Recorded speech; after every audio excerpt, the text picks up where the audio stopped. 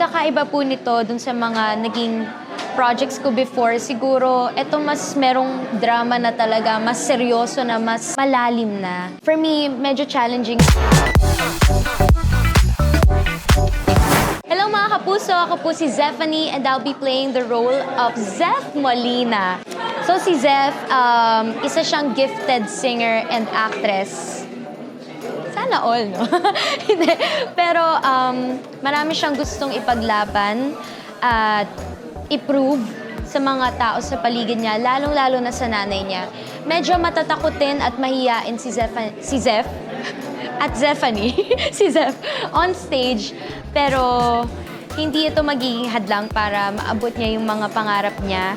At syempre, katulad nga nun, hindi siya mag-isa sa pag-abot na pangarap niya dahil marami siyang makakasamang mga kabataang katulad din niya at isang guro na muling bubuhay sa sining sa bayan ng MacArthur.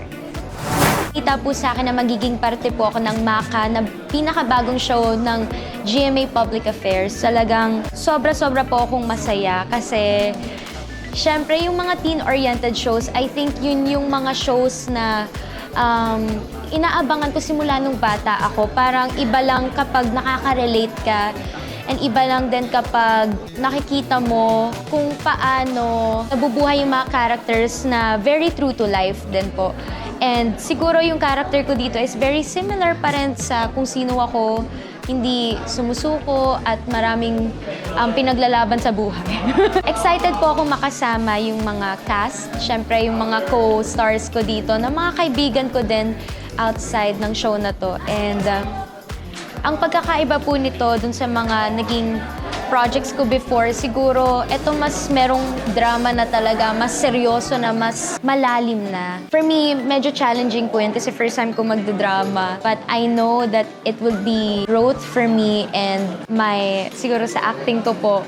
And I can't wait to learn a lot from my co-stars. Abangan nyo to guys kasi for sure, maraming matatouch sa story na to.